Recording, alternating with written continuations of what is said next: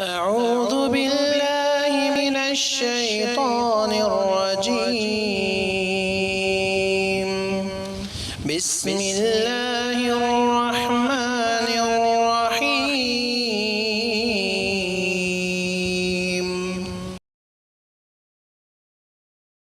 بسم الله الرحمن الرحيم باب قول الله تعالى من المؤمنين رجال صدقوا ما عهدوا الله عليه فمنهم من قضى نحبه ومنهم من ينتظر وما بدلوا تبديلا. قال حدثنا محمد بن سعيد الخزاعي قال حدثنا عبد الأعلى عن حميد قال سألت أنسا قال حدثنا عمرو بن زرارة قال حدثنا زياد قال حدثني حميد الطويل عن أنس قال غاب عمي أنس بن النضر عن قتال بدر فقال يا رسول الله غبت عن أول قتال قاتلت المشركين لئن الله أشهدني قتال المشركين لا يرين الله ما أصنع.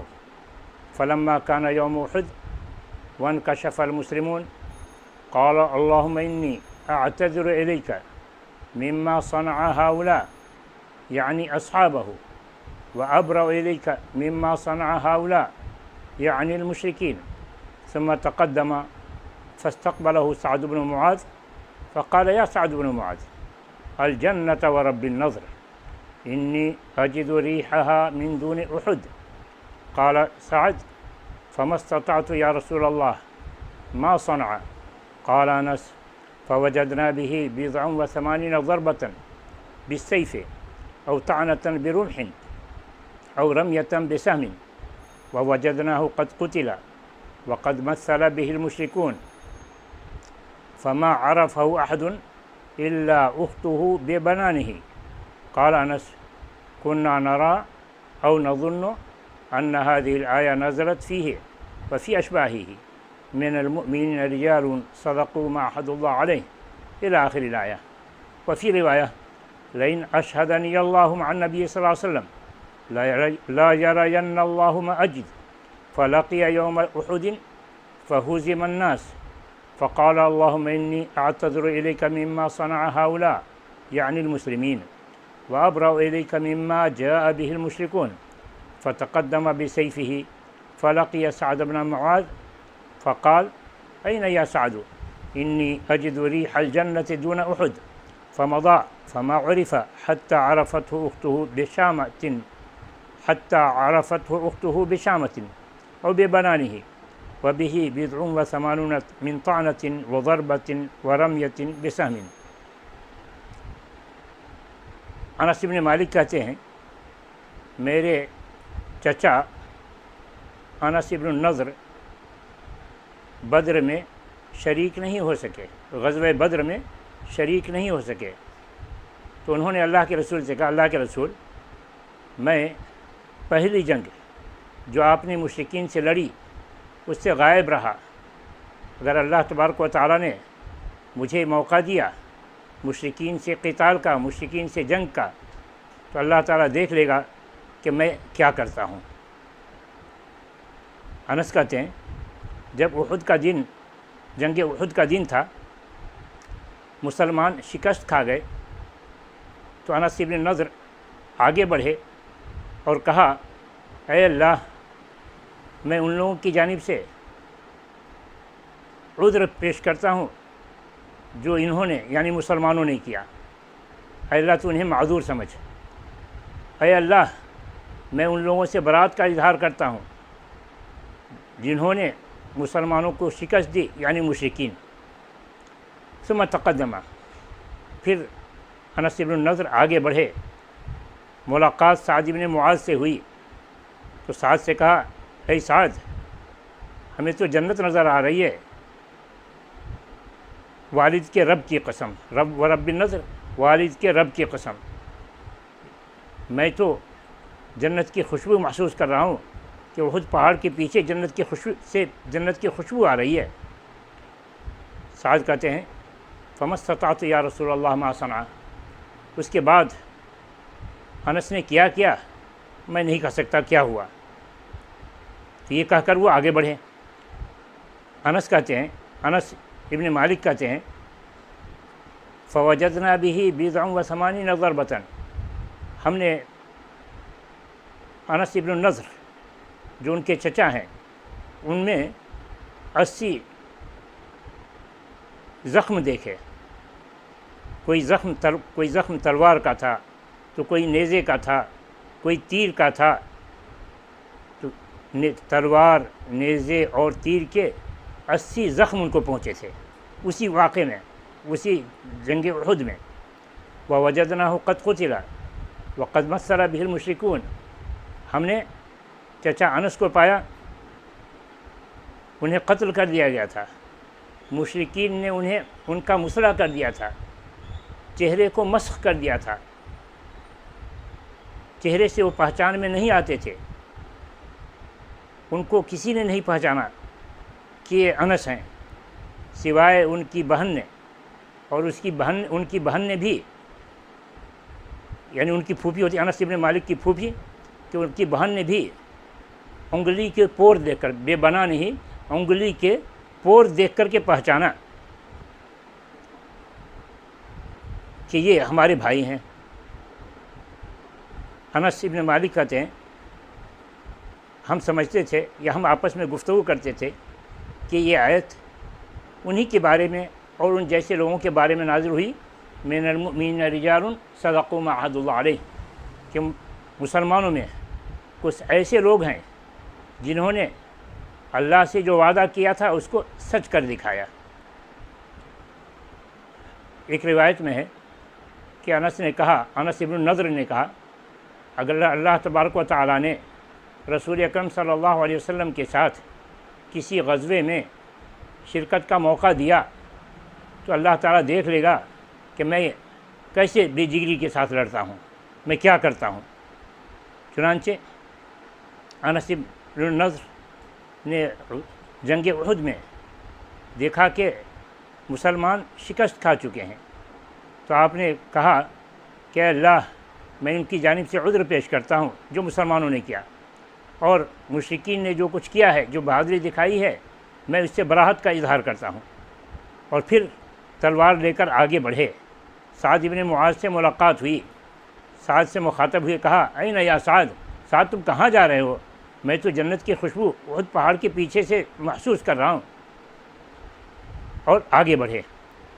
یہاں تک کہ ان کو مسخ کر دیا گیا، ان کو پہچانا نہیں جا رہا تھا،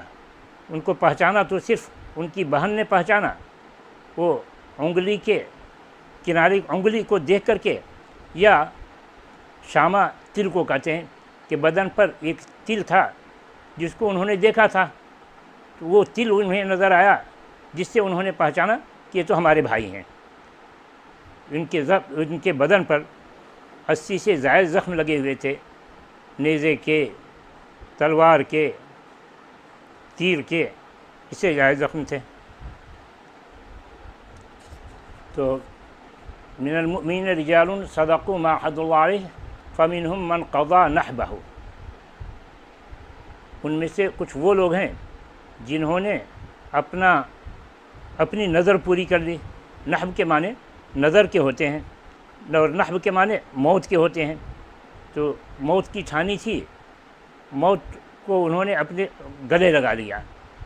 یا جو وعدہ کر رکھا تھا اللہ سے، جو نظر مانی تھی اس نظر کو پورا کر کے رہے۔ وَمِنْهُمْ مَن يَنْتَظِرُ، اور مسلمانوں میں سے کچھ ہیں جو اللہ سے جو وعدہ کیا ہے کہ ہم اللہ کی راہ میں جان دے دیں گے، مگر ابھی زندہ ہیں تو منتظر ہیں کہ اللہ تعالیٰ کی راہ میں ہم جان دیں گے۔ وَمَا بَدَّلُوا تَبْدِيلًا، سخت مصائب کے وقت میں بھی وہ اپنے ایمان سے، اپنے وعدے سے پھرے نہیں۔ اس حدیث سے متعدد دروس حاصل ہوتے ہیں۔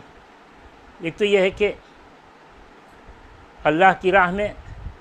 اپنے آپ کو قربان کرنا، جان کی قربانی دے گا، یہ سب سے اعلیٰ صفت ہے مومن کی، کہ ایک مومن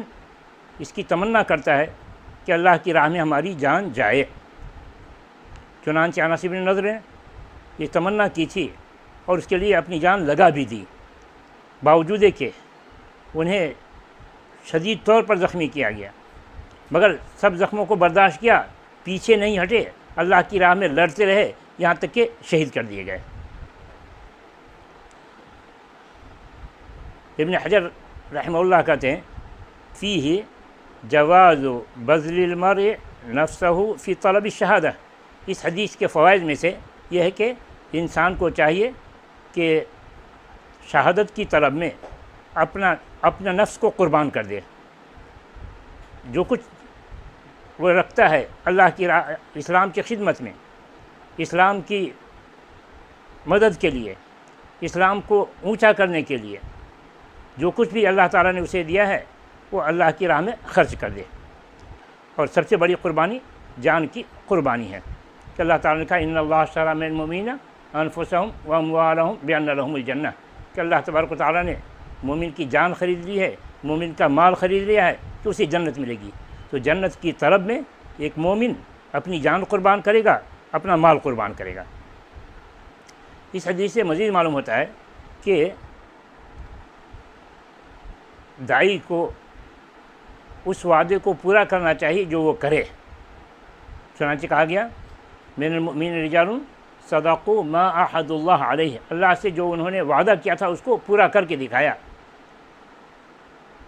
اور اسی حدیث میں کہا لئن اشہدنی اللہ قتال المشرکین لا یرین اللہ ما اصنع، کہ اللہ تبارک و تعالیٰ نے اگر مجھے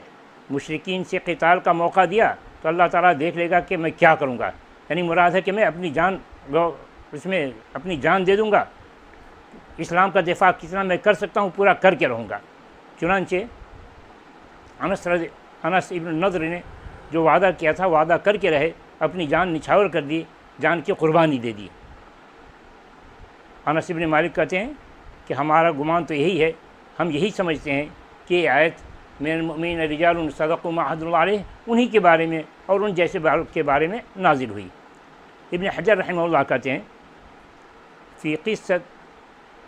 فی هذه القصہ جواز بذل النفس فی الجہاد، کہ جہاد میں اپنے نفس کو قربان کر دینے کا جواز ملتا ہے کہ انس نے اپنی جان کی قربانی دی۔ اس حدیث سے معلوم ہوتا ہے کہ وعدہ پورا کرنا چاہیے، اس کی فضیلت ظاہر ہو رہی ہے، باوجود ہے کہ نوبت آئے اپنے آپ کو ہلاک کرنے کی، جان دینے کی نوبت آئے، کہ انس بن نضر نے اس وعدے کو پورا کیا، جان دے دی۔ تیسرا سبق جو اس حدیث سے ملتا ہے الرغبۃ فیما عند اللہ، کہ اللہ تبارک و تعالیٰ کے نزدیک جو ثواب ہے اس کو حاصل کرنے کے لیے بھرپور کوشش کرنی چاہیے، جان کی قربانی کیوں نہ دینی پڑے۔ چنانچہ انس بن نضر کہتے ہیں سعد بن معاذ سے الجنت و رب النضر، کہ سعد کہاں جا رہے ہو، جنت تو آگے ہے، والد کے رب کی قسم میں تو جنت کی خوشبو محسوس کر رہا ہوں۔ صرف کہہ کر نہیں رہ گئے بلکہ جنت کی طلب میں آگے بڑھے، بے جگری سے لڑے،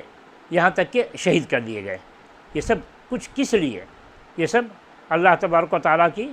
رضا حاصل کرنے کے لیے، اللہ تعالیٰ کے پاس جو اللہ کی رحمت ہے، جنت ہے، اس کے حصول کے لیے۔ تو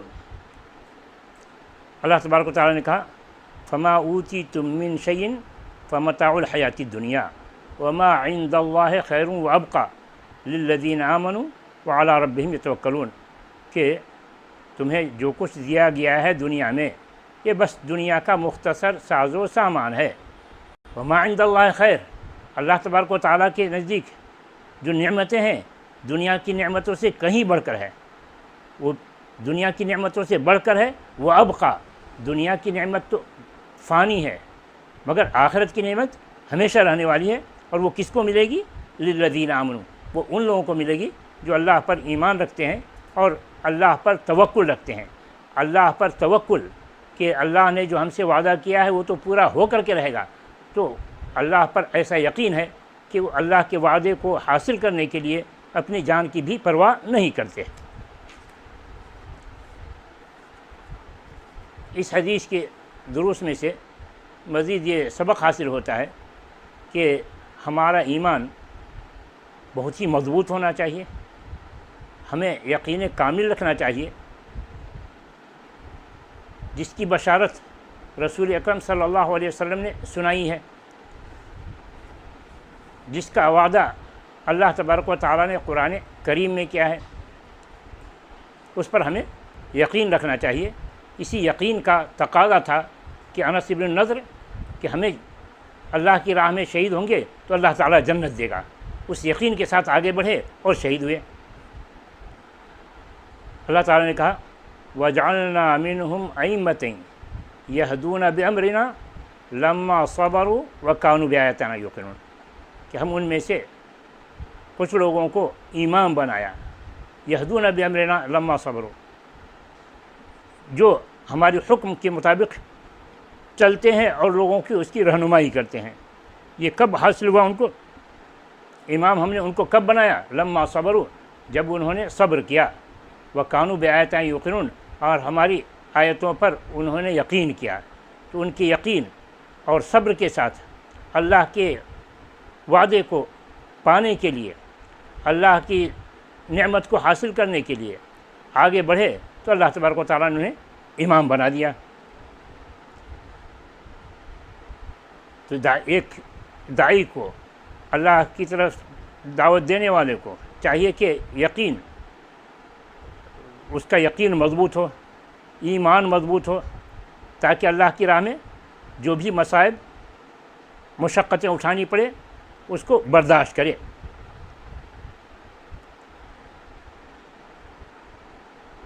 قال رسول صلی اللہ علیہ وسلم صلی اللہ العفو والعافیۃ فإن أحدا لم يعط بعد اليقین خیرا من العافیۃ، کہ اللہ تبارک و تعالیٰ سے عفو اور عافیت طلب کرو کہ اللہ تبارک و تعالیٰ تمہارے گناہوں کو درگزر کرے، تمہاری غلطیوں کو معاف فرمائے، اور عافیت طلب کرو کہ اللہ ہمیں مصائب اور مشاق سے دور رکھ، ہمیں مصائب سے دو چار نہ کر کہ مصائب کے وقت پتہ نہیں ہماری حالت کیا بنے گی، اس لیے اس سے دور ہی رکھ۔ تو عفو اور عافیت طلب کرو۔ فإن أحدا لم يعط بعد اليقین خیرا من العافیۃ، کہ اللہ کی نعمتوں میں سے سب سے بڑی نعمت تو یقین ہے، ایمان اور یقین ہے۔ اس کے بعد سب سے بڑی نعمت عافیت ہے کہ امن و سکون کے ساتھ وہ رہے۔ تو اللہ تبارک و تعالیٰ سے امن و سکون طلب کرو، عافیت طلب کرو، کہ یہ اللہ کی بہت بڑی نعمت ہے۔ اس حدیث کے دروس میں سے ایک درس یہ بھی ہے کہ مومن کو بہادر ہونا چاہیے، مومن کو بہادر ہونا چاہیے، میدان جنگ میں بزدل نہیں ہونا ہے، پیچھے نہیں ہٹنا ہے، بلکہ آگے بڑھنا ہے۔ جیسا کہ انس بن نضر نے دیکھا کہ مسلمان شکست کھا کر کے ادھر ادھر ہو رہے ہیں، تو آگے بڑھے اور پوری بےجگری کے ساتھ، پوری بہادری کے ساتھ دشمنوں کا ڈٹ کر مقابلہ کیا، یہاں تک کہ شہید کر دیے گئے۔ تو ایک داعی کو، ایک مومن کو بہادر ہونا چاہیے، بزدل نہیں، کہ بزدل مذموم صفت ہے، شجاعت یہ ممدوح صفت ہے۔ ایک مومن کو اچھی صفت سے متصف ہونا چاہیے، بری صفت سے نہیں۔ اس حدیث کے دروس میں سے یہ ہے کہ مومن کو، ایک داعی کو صبر سے کام لینا چاہیے، مشقتوں کو برداشت کرنا چاہیے۔ اللہ تبارک و تعالیٰ نے اس کا حکم دیا ہے، کہا فاصبر کما صبر اولو العزم من الرسل ولا تستعجل لهم، کہ آپ صبر سے کام لیجئے جیسے کہ رسولوں میں سے اہل عزیمت نے صبر کیا۔ ولا تستعجل لهم، آپ دشمنوں کے لیے جلدی سے کام نہ کیجیے، جلد باز مت بنیے۔ دشمنوں سے جو کچھ اذا و تکلیف پہنچے اس پر صبر کیجیے، اور صبر کے ساتھ اپنے کام میں لگے رہیے، صبر کے ساتھ اپنے کام میں یعنی دعوت میں لگے رہیے۔ اللہ تبارک و تعالیٰ کی جانب سے دعوت کی راہ میں مختلف قسم کے آزمائش کا سامنا کرنا پڑتا ہے، اللہ تعالیٰ کی راہ میں مختلف قسم کی آزمائشوں سے کا سامنا کرنا پڑتا ہے۔ چنانچہ اللہ تبارک و تعالیٰ نے کہا وَلَنَبْلُوَنَّكُمْ حَتَّى نَعْلَمَ الْمُجَاهِدِينَ مِنْكُمْ وَالصَّابِرِينَ وَنَبْلُوَ أَخْبَارَكُمْ وَلَنَبْلُوَنَّكُمْ، ہم تو تم کو آزمائیں گے، یہاں تک کہ جان لیں کہ تم میں سے کون اللہ کی راہ میں محنت کرنے والا ہے، کون صبر کرنے والا ہے، اور ہم تمہارے اخبار کو دیکھنا چاہتے ہیں کہ تمہارا پتہ چلانا چاہتے ہیں کہ تم ہو کس قسم کے۔ تو یہ اللہ تبارک و تعالیٰ مومن کے ایمان کا امتحان لیتا ہے کہ اپنے ایمان میں پختہ ہے یا نہیں، اپنے ایمان میں پختہ ہے یا نہیں۔ اگر اس کا ایمان پختہ ہوگا تو اللہ کی راہ میں سب کچھ لٹانے کے لیے تیار ہوگا، اور اس آزمائش میں جو کامیاب ہوگا وہی پکا مومن کہ اللہ تبارک و تعالیٰ نے کہا وَلَقَدْ فَتَنَّا الَّذِينَ مِن قَبْلِهِمْ فَلَيَعْلَمَنَّ اللَّهُ الَّذِينَ صَدَقُوا وَلَيَعْلَمَنَّ الْكَاذِبِينَ۔ ہم نے ان سے پہلے بھی مومنوں کو آزمایا، وَلَقَدْ فَتَنَّا الَّذِينَ فَلَيَعْلَمَنَّ اللَّهُ الَّذِينَ صَدَقُوا۔ اللہ تبارک و تعالیٰ تو جاننا چاہتا ہے کہ کون اپنے ایمان کے دعوے میں سچا ہے، وَلَيَعْلَمَنَّ الْكَاذِبِينَ، اور کون جھوٹا ہے۔ تو اللہ تبارک و تعالیٰ آزمائش کے ذریعے سے مومن کے ایمان کو پختہ کرنا چاہتا ہے، اور جو کمزور لوگ ہیں ان کو چھاٹنا چاہتا ہے، وَلَيَعْلَمَنَّ الْكَاذِبِينَ۔